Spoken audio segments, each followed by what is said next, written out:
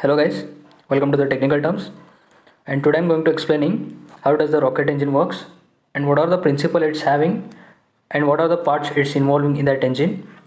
And coming to the first part, it's a fuel tank, having the fuel in that tank, and it is directly connected to the combustion chamber by help of pump. And coming to the second part, it's a oxidizer, having the oxygen in that tank, and it is also directly connected to the combustion chamber by help of pump and pipes.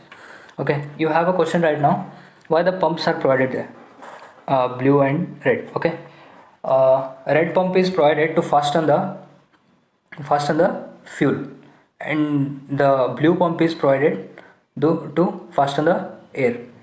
And while air and fuel mixture is going to be processed in that combustion chamber, then combustion will takes place.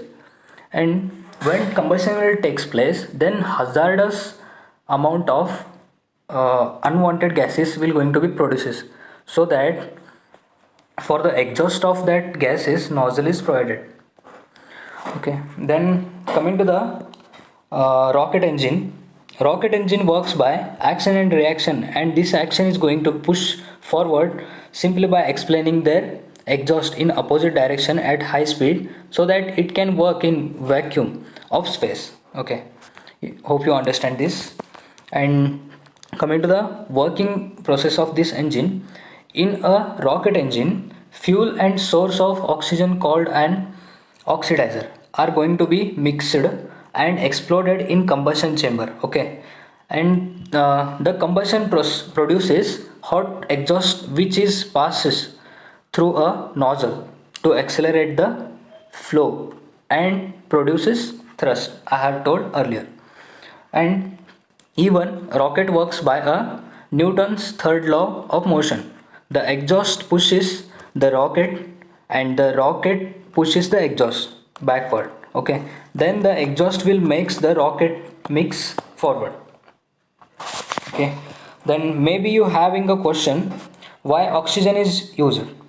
Because there is no combustion takes place without oxygen. If oxygen and fuel come into contact, then combustion will taking place by a fuel injector.